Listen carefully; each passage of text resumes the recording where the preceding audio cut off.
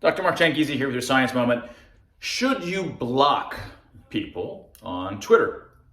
Now, folks, since COVID hysteria hit, 2 years ago, many of those on Team Rationality that have been arguing, against the hysteria, have been blocked by countless number of folks in the COVID cult.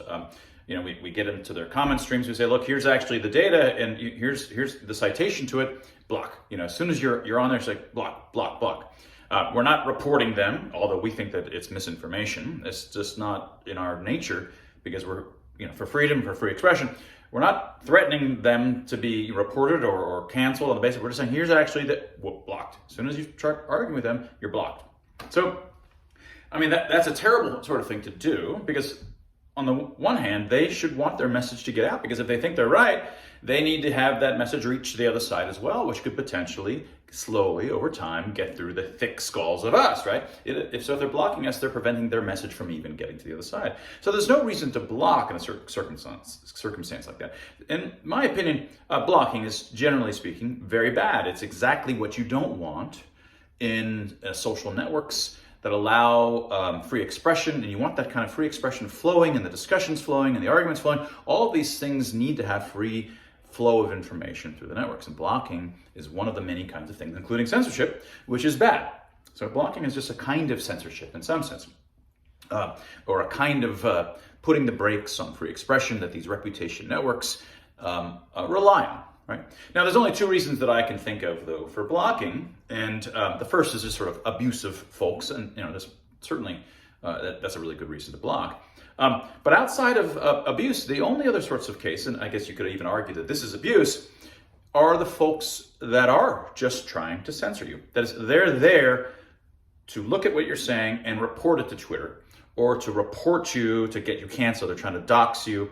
Folks like this are not really interested in hearing you and even arguing against it. They're interested in just hearing you so that they can narc on you. They think, oh, this person is disinformation or misinformation. He needs to be stopped. His speech should be stopped. His speech is unclean and dirty and infiltrating society, and is so bad it must be stopped. And the entire side right now, as we've talked about before, they believe that speech that is misinformation, expression that's misinformation, that doesn't agree with their narrative, should be stopped. The government should stop that. Twitter should stop that. Social networks should stop that, which is completely misunderstanding the nature of free expression, which is why there's a playlist here at YouTube, at least, that you can watch dozens and dozens of Science Moment videos on the importance of free expression. And this is the decentralized way that society makes its way towards the truth, just like science actually does. It's a decentralized way.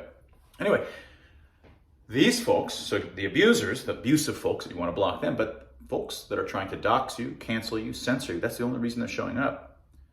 Those are the folks that should be blocked. And I would say that they've decided that you're not worthy of being heard. In fact, that's their entire goal, to make sure that you're not worthy of being heard. Okay, so let's just do that. I'm going to make sure that you, the censorial folks, the person that's trying to come to my page only to dox me, okay, you're no longer going to hear me anymore, right? Now, which is both protecting me from a kind of abuse, but also sort of punishing them, because they've really been punished by virtue of that, because they're no longer getting information. This is, any kind of free trade of information, free trade markets.